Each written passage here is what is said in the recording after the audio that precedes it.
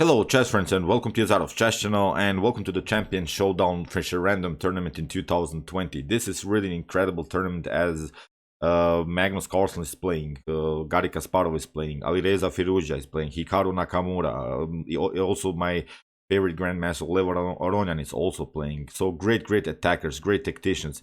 Of course, I don't want to disrespect these others that I haven't mentioned, but this is really it. This is so far the best event in 2020, and unfortunately I couldn't cover yesterday's game between Garry Kasparov and Magnus Carlsen because I had to work my night shift.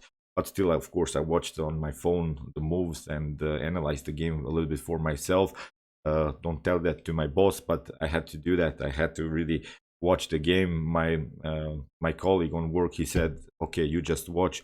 I'm gonna watch the road. You just take your time and watch the game between Garry Kasparov and Magnus Carlsen, because when I explained him what's all about, that Garry Kasparov and Magnus Carlsen met after 16 years, how great they're in chess are, he simply said, you just have your fun, take your 20 minutes and watch the game. Really easy. So okay, let's now skip to the round 5 in which Magnus Carlsen faced the winner of 2019, Wesley. Wesley is really the master of this Fischer Random Chess. He plays really incredible chess, and I think in the previous match game in the finals, Magnus Carlsen wasn't really happy with the outcome.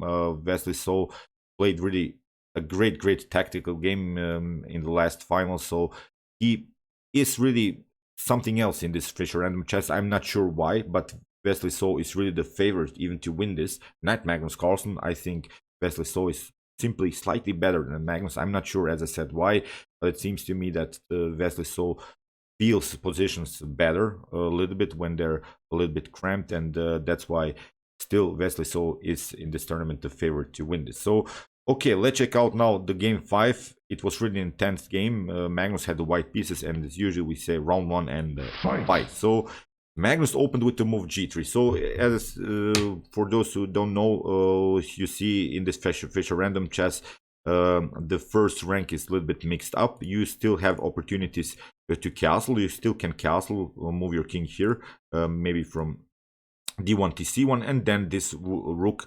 will move to d1, and still you can make queenside castle. So it's not a problem.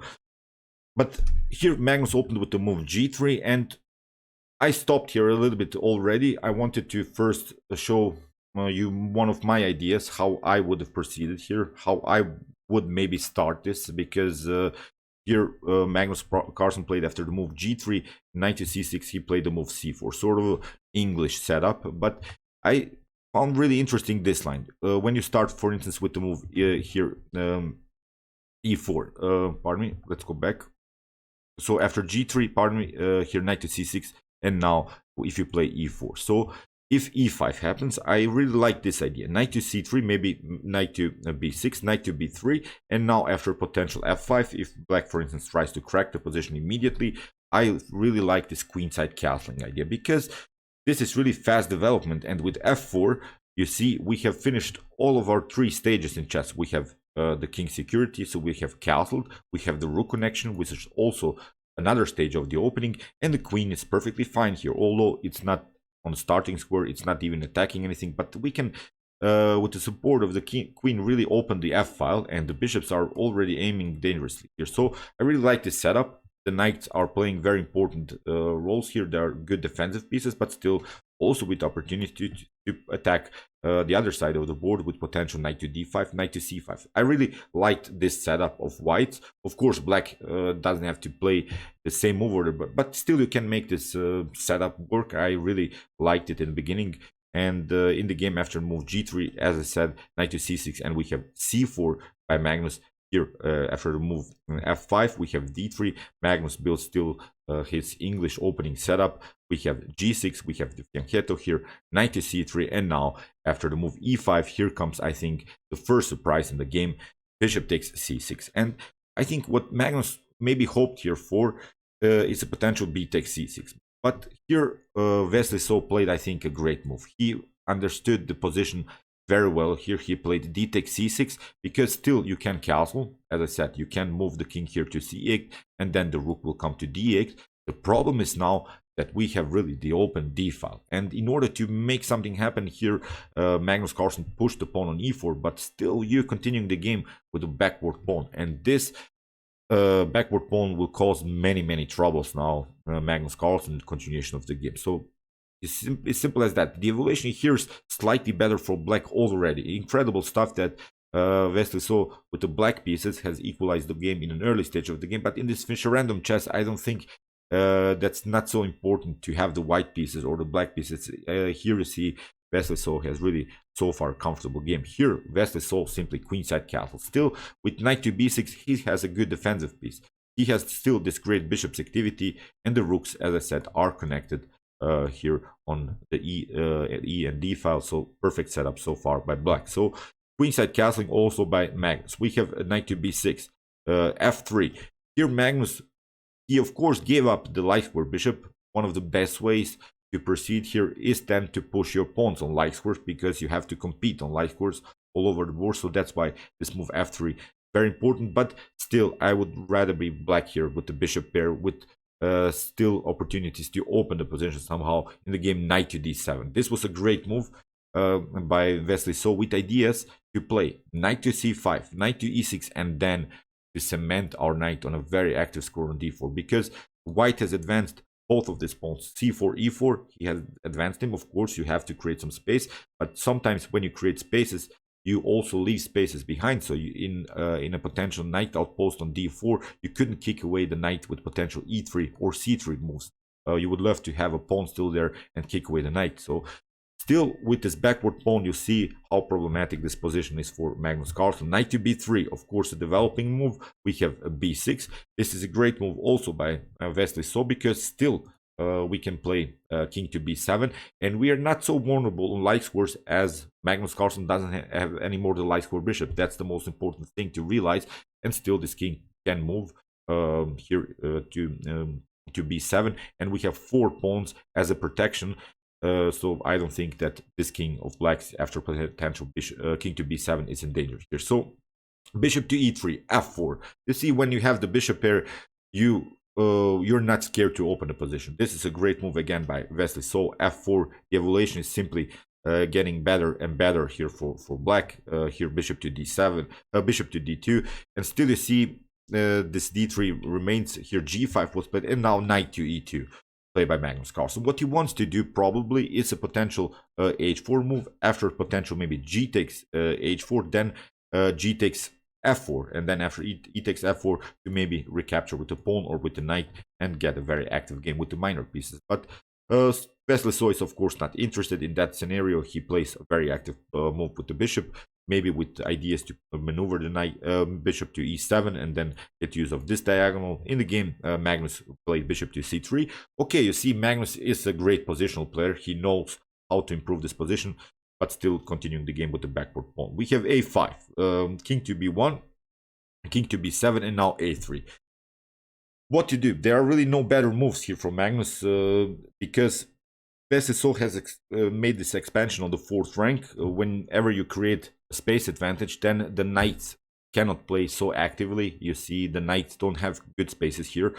And you see with this move a5, we also threaten to play the move a4. So the knight would be again on a passive square on c1. In the game, rook to e7, played by Wesley So. We have queen to f1. Maybe, I don't know, maybe bishop to a5 works here with knight to a5. After b takes a5, knight to a5.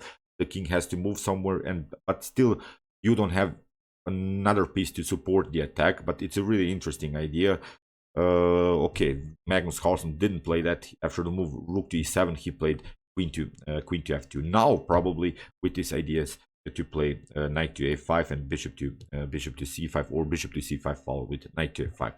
That's why here by Wesley So a4 immediately. He doesn't want to go into this tactical battle against Magnus. A4, we have knight to c1, and I hope you realize again, it's another piece that's really passive. We have now this setup. You see, this knight cannot jump anywhere. This bishop is also blocking a very active square for the knight. This knight is also blocking the square for the knight on c1.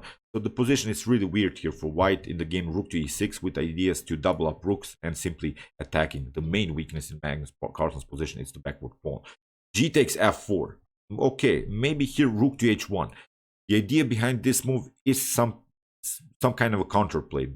You have to, I think, create at least something here on the king side, because black has really made enormous pressure here on the d file, but also on the queen side with his bishop's activity. I think it would be a good idea maybe here to counterattack on the king side, but after rook to e6, Magnus played g takes f4, and after g takes f4, nothing dramatically has changed. You have opened maybe the g file, but still black is continuing the game with two advanced pawns, which are of course pushing away the minor pieces. And here d4. Played by Magnus. Very risky choice. The idea is, of course, to finally get your bishop activated, but the problem is that the pawn on c4 is a little bit hanging. So in the game, Wesley played e takes d4. We have bishop to d4, rook to d6, bishop takes f6, and now queen to f6. After forced trades of pieces, we have rook takes d6, but now after c takes d6, okay, you may think something went wrong here for Wesley So, because he has now maybe a weak pawn because it can be attacked on the d file, but it's really not so, because this setup, this d6, c6 and b6 setup, it's a very important preventing setup, because you see these three pawns are restricting these 5 squares on the queen side and in the center. So the knight again cannot find good active squares. You cannot, for instance, play something like knight to e5, knight to d5. You cannot really find good squares for the knights. Still, knights are too passive, and now the clear target is our weak pawn on c4. The problem again for white is that it cannot be protected with the potential b3 move. White would love simply to cement the position with the move b3, but this a4 move is really great attacking move by Wesley. So knight to c3, we have rook to a8. We don't want to lose our very active pawn here. As I said, it creates really this important space advantage. And now queen to c2. The only way here, it's really incredible that Magnus can make something happen, is to play finally maybe the move e5, because it is of course a bad position for white. It is again a position in which we lose a pawn, but at least we can get use of another square. We have to search squares for our knights. The knights are really paralyzed. The knights are really out of game. So in the game, Magnus played again a passive move without any improvements of the position. Queen to c2. We have knight to e5 played by Wesley, so attacking these two weaknesses. Also, this f3 pawn is hanging. We have knight to a4, but now knight to c4. We have rook to g1. The idea is something like rook takes g8 followed with rook to g8, and then the knight would be hanging. So that's why Wesley So played great move. Queen to d4, really centralizing his pieces. Now you see this knight, the queen, the bishop, the rook, all of the pieces are aiming towards white's king, and this is really a completely winning position here for black. So rook to d1 attacking, but now queen to e5. Wesley So stays on this diagonal. We have rook to g1, and now bishop to f7. Here Wesley So found another way to escape from this tactical threat that Magnus Carlsen has prepared. Queen to c3. This was now the main mistake of Magnus Carlsen. It's as I said, it was a bad position anyway, but after the move queen to c3, Magnus Carlsen resigned because the knight is hanging and there is this tactical threat. For instance, if you try to make something happen, let's see a possible maybe knight to c3 move, then you get rook takes a3. That's the tactic. After potential b takes a3, we get here knight takes a3 with the fork on the queen and the king. As I said, after the move queen to c3, in this position, Magnus resigned because here Wesley So can simply take and it's game over. If you take the queen, the problem for Magnus Carlsen is that still we can recapture with the knight.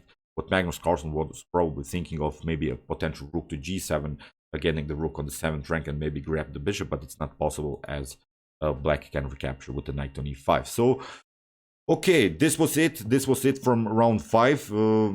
Let's see now the current standings after the 5th round. It's really incredible. Wesley So is now on the 1st place. Dominguez, Perez, Leinier also with 3.5 points. Levon, Aronian one of my favorite grandmasters, also great here. Hikaru Nakamura, also great. Magnus Carlsen still with opportunities to make something happen. Fabiano Caruana also still in the game. Garry Kasparov, 2 points, which is perfectly fine, I think. Garry Kasparov played great games so far. Peter Svidler also, okay, he can make something happen, but Alireza, Firouzja, and Maxime Vachier-Lagrave, I expected maybe a little bit more of Alireza, Firouzja, but okay, we'll see the young fellow how he's going to make progress in this tournament. As said, Wesley so really the master of Fischer Random.